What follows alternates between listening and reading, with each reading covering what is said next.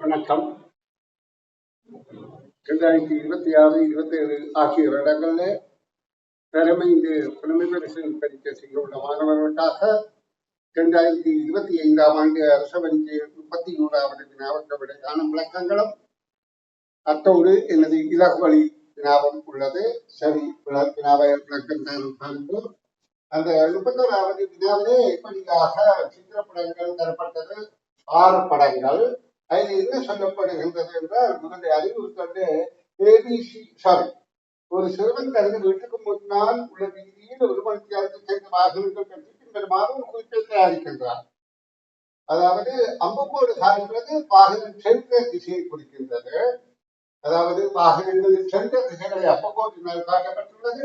இரண்டாவதாக நகரத்தை நோக்கி பேருந்து சென்று அதன்படி சரியான கூட்டை தெரிவு செய்ய சொல்லி இதில் கேள்வி கேட்கப்படுகின்றது. இங்கே கூற்றுக்கள் ஊடாக தகவல் வழங்கப்பட்டுள்ளது. இப்ப இதுல 10 வரைபடங்கள் இருக்கின்றன.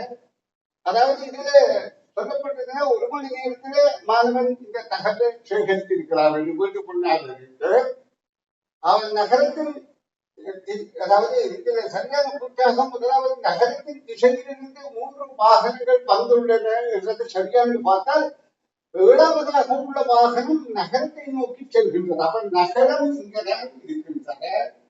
அப்ப நகரம் இங்கே இருக்கிறபடியான 7வது வாகனம் இங்கே நோக்கி போகுது. அப்ப இதுல சொல்லப்படுகின்றது நகரத்தின் திசையிலிருந்து 3 வாகனங்கள் வந்துள்ளன. அப்ப நகரத்தின் திசையில இந்த வாகனம் வந்திருக்கிறது, அப்ப இங்கே இருக்கிறது. இது நகரத்தின் திசையிலிருந்து வந்திருக்கிறது, இது நகரத்தின் திசையிலிருந்து வந்திருக்கிறது.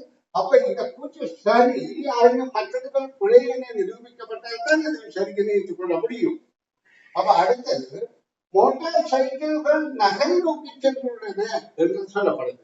இங்கே மோட்டார் சைக்கிள் என்பதற்கு ஒருவித தகவலும் தரவில்லை. நாங்கள் 2 சின்னதான் மோட்டார் சைக்கிள் என்று எடுத்தால், இங்கே 3 சின்ன அதாவது பேருந்து என்று சொல்லப்படுகிறது. அப்ப இது வட்டங்கள் சின்னை குறிக்கவில்லை. அப்ப அதை எங்களால் நிரூபிக்க முடியாது, நிச்சயப்படுத்த முடியாது.